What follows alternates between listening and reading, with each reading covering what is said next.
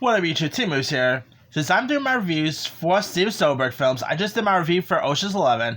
Now here's my review for its sequel, and that is 2004's Ocean's 12. Now, Ocean's 11, of course, was a major hit, so Steven Soderbergh and company decided to go right ahead and do a sequel about 3 years after. And Ocean's 12, of course, got released all the way back on December 10th, 2004, and it did pretty well the second time around. I mean, the reviews was still not the best. It has like a 55% on Rotten Tomatoes, but this time around you got George Clooney returning once again as Danny Ocean, who him and his crew of D's have big problems, and so despite pulling off one of the biggest heists in Las Vegas history, the members of the gangs have already spent much money, much of the money that they stole. So the casino owner, Terry Benedict, portrayed by Andy Garcia, demands that the Ocean return the money and plus millions more of interest. So they decide to pull off another heist. This time they decide to pull off a heist in Europe this time around. It's rather than Vegas. And here you got some other interesting castles, like you got Catherine Zeta-Jones as the police inspector. Vincent Cassel plays the rival thief in this. Elliot Gould returns for this film. Of course, you got the other returning cast members, the likes of Bernie Mac, Don Cheadle, obviously Matt Damon, Brad Pitt.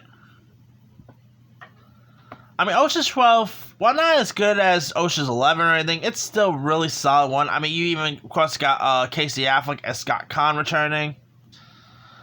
George Clooney's, of course, like a producer, so there's that. Soderbergh returning to direct the film. I mean, it was also, I guess you could say this, Ocean's 12 was also more inspired by, the 1950s capers, so there's that. And so, of course, they are trying to pull off this major heist, and obviously you got a police inspector, played by Catherine Zeta-Jones, who is on their trail and all that. Julia Roberts, of course, reprised her role here as well. Julia Roberts was great. I mean, Ocean's 12, like I said, it's not as good as Ocean's 11, but it's still really fun. I mean, I'm a sucker for heist movies, and this is definitely a pure, solid heist film to watch.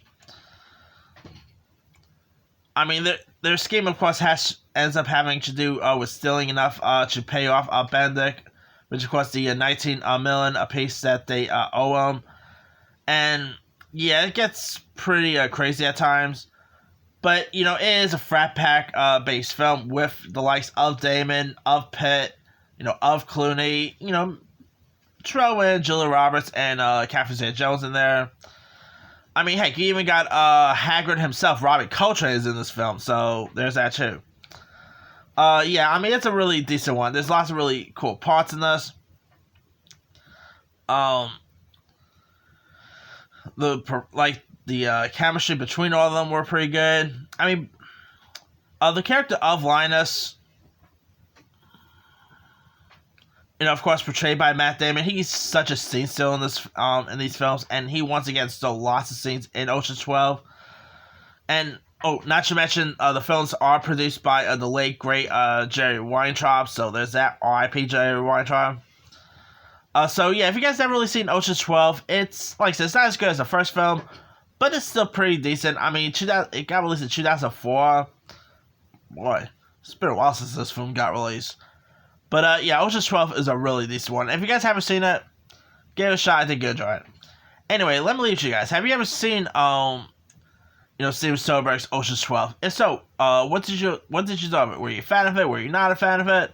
Drop comments below. Don't forget to like, subscribe, hit that bell for more notifications. This is T-Moose signing off.